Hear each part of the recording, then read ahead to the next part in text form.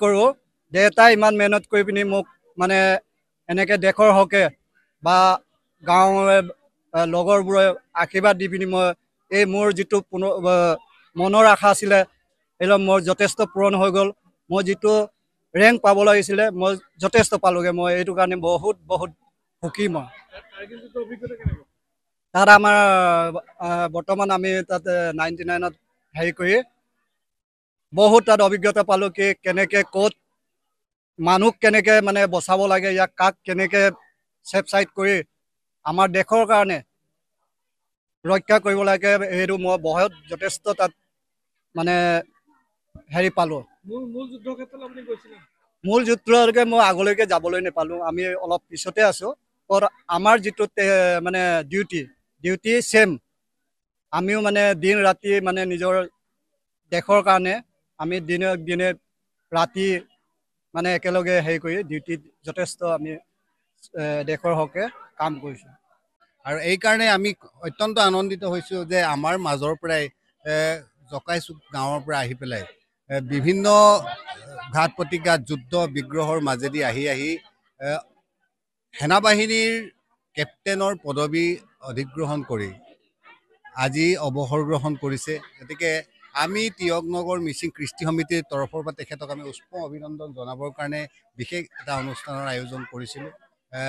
আমাৰ উদ্দেশ্য হ'ল তেখেতৰে আজি ইমান বছৰে দেশ মাতৃৰ কাৰণে সেৱা আগবঢ়ালে, গতিকে তেখেতক আমি কৃতজ্ঞতাৰ চিনস্বৰূপে দেশ মাতৃক সেৱাৰ কৃতজ্ঞতাৰ চিনস্বৰূপে আজি আমি তেখেতক উষ্ম অভিনন্দন জনাইছোঁ। লগতে তেখেতৰ যিটো কৰ্মৰাজি, তেখেতৰ যিটো পদোন্নতি, এইখিনি চাই পিছৰ যিটো আমাৰ প্ৰজন্মখিনিয়ে অন্ততঃ অনুপ্ৰাণিত হ'ব আৰু তেখেতৰ দৰে আগবাঢ়িবলৈ চেষ্টা কৰিব।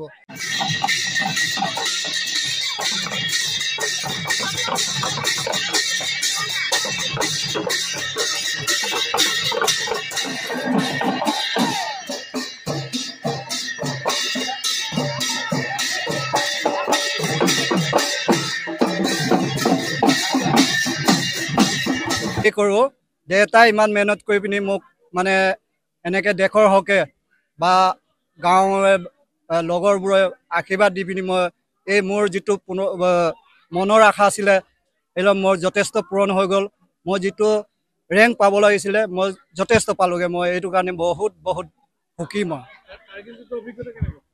তাত আমাৰ বৰ্তমান আমি তাত 99ত হেৰি কৰি বহুত তাত অভিজ্ঞতা পালোঁ কি কেনেকৈ ক'ত মানুহ কেনেকৈ মানে বচাব লাগে, ইয়াক কাক কেনেকৈ ছেফ ছাইড কৰি আমাৰ দেশৰ কাৰণে ৰক্ষা কৰিব লাগে, সেইটো মই বহুত যথেষ্ট তাত মানে হেৰি পালোঁ।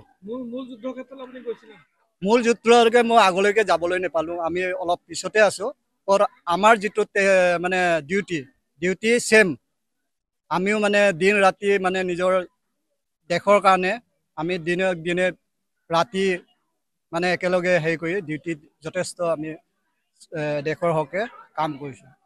আৰু এইকাৰণে আমি অত্যন্ত আনন্দিত হৈছোঁ যে আমাৰ মাজৰ পৰাই জকাইচুক গাঁৱৰ পৰা আহি পেলাই বিভিন্ন ঘাত প্ৰতিঘাত যুদ্ধ বিগ্ৰহৰ মাজেদি আহি সেনাবাহিনীৰ কেপ্টেইনৰ পদবী অধিগ্ৰহণ কৰি আজি অৱসৰ গ্ৰহণ কৰিছে। গতিকে আমি তিয়কনগৰ মিচিং কৃষ্টি সমিতিৰ তৰফৰ পৰা তেখেতক আমি উষ্ম অভিনন্দন জনাবৰ কাৰণে বিশেষ এটা অনুষ্ঠানৰ আয়োজন কৰিছিলোঁ।